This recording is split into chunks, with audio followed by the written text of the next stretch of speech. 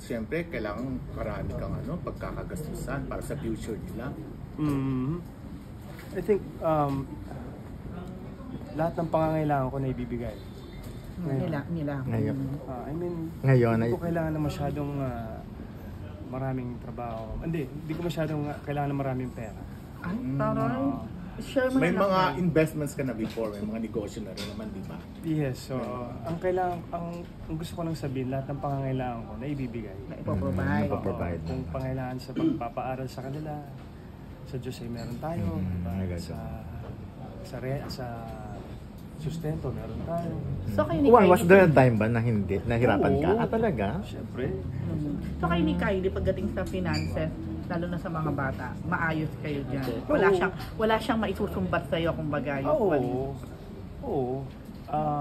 Nakakapag-deliver tayo sa napag-usapan, di ba? Sa kakabuti ng mga bata, sustento. Nung makausap ko recently si Jojo Veloso, babalik daw sa pag-aartista si AJ, sabi niya.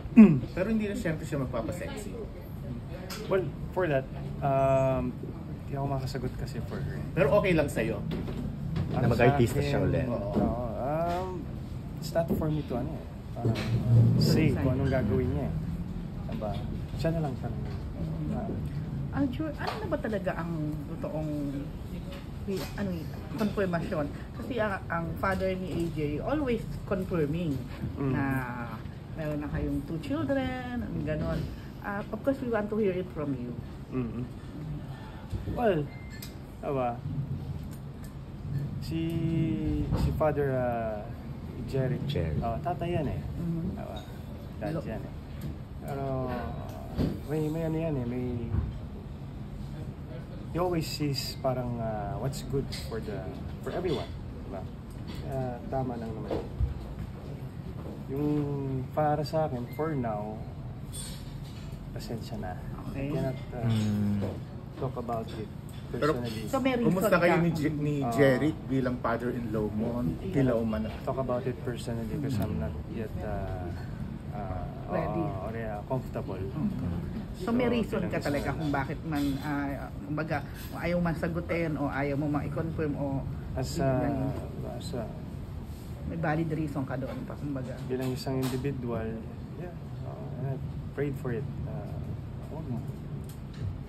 Para saan, nakikita ko huwag muna. Pero everything will be unveiled naman by time sa mga susunod. Pero pag gano'n, hindi ka medyo na-offend na parang napapangunahan ka Na-preempt. or nape-preempt at the same time. Alam niyo po kasi, tatay din yun eh. So, si Tatay Eric,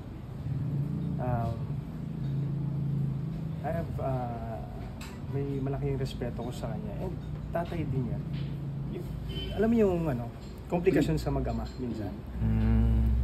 Kasi hindi nyo nakikita. Sometimes kasi yung mga tatay na to, mas matanda sa atin yan eh. They see things that we don't see. Nagets nyo? Then eventually you'll see na so that's how it's seen. Pero talaga mga legend ang mga nagiging, tawag sa ganun, father-in-law mo. Oo, no? Pero Talaga. paano describe relationship mo with AJ? How would you describe your relationship with AJ? Siyempre smooth. Hindi Hindi. Hindi ba? Ay, hindi smooth. So it's not smooth Hindi now. siya parang tinapos yun agad sa English mo. Hindi, kanina kay Kylie, Okay. mabilis mo sinagot Oo, kami kung oo, nagtanong oo. ako na smooth. Mabilis kang nag-oo. So ngayon, nagulat kami nang tayo mong hindi. So there's something Very wrong. quiet yung tingin namin. Wala naman kasing perfect. And that's what I love about it. Diba? Kasi pag smooth na yan, there's nothing to learn. Diba? Wala ka nang matututunan eh.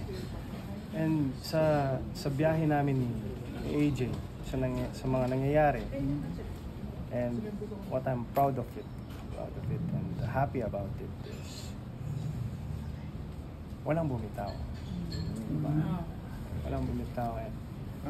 So it's not smooth dahil sa nangyayari, pero diba, yung learnings, yung journey, diba? Bilang isang lalaki, masabi ko masaya talaga. Pero sa point na Confirm, you're still together.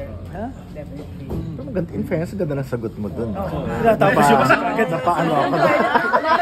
Iba naman. Pero ito na Diba? lang. Sa point na ito ba, gusto mo pang magkaroon ng dagdag na anak? Push pa rin. Kasi dami ng space ng sofa. Oh. Dami ng sofa. Parang Sa- basketball team. Ganun. Dami. sa punto kasi na to, ang tingin ko kasi dyan ay binibigay talaga. Ah, Oo. kung darating. Kung bibigay. Hindi kayo nagplano. Amen, opo. Marami nga nagpaplano dyan eh. Diba? So, that's how I see it. So, yeah. Pero ikaw natutuwa ka ba o nababother ka ba pag may nalilink kay sa ex mo? Hindi, wala ka nang, I mean, it's one way of saying wala ka na bang pakialam or Sino ba?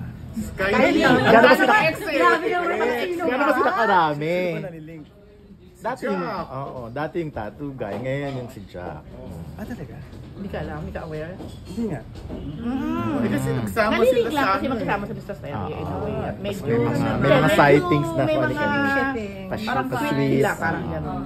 Sige, papanoorin ko muna. Tapos na eh. Parang, Alam mo, ito medyo hypothetical nga ba? Mm. Kasi kanina nasabi mo na at least ang masaya ka with you and AJ, walang bumibitaw. Somehow ba may regret ka na with your marriage with Kylie, may bumitaw? Wala akong regret eh. Siguro yung pinakaano ko na lang is yung hindi talaga mawawala. And I can pwede naman matutunan yung sa mga bata. Diba? Yung regret wala eh. Kasi nung time na yon hindi mo naman pwedeng sisihin yung sarili mo. Kasi everyone's doing their best. Wala naman nananadya na gawin to eh, na ikakasama mo. Wala namang gusto na ipapahamak natin yung sarili natin. You just think that, oh, that's the best decision. That's the best. Diba? So, yeah, yung regrets na wala akong regrets. Ano siya rin naman. Pag nag-uusap ka. Parang na-stress nyo naman ng bongga eh. Yeah. Wala pa nung boyfriend, girlfriend. Tsaka masasabi ko ito ng good for us. Sa amin. sometimes kung hindi talaga meant to be, pag hindi talaga ganun, hindi pwede ipilit. Pasensya na sa mga taong Carry na. Madali lang.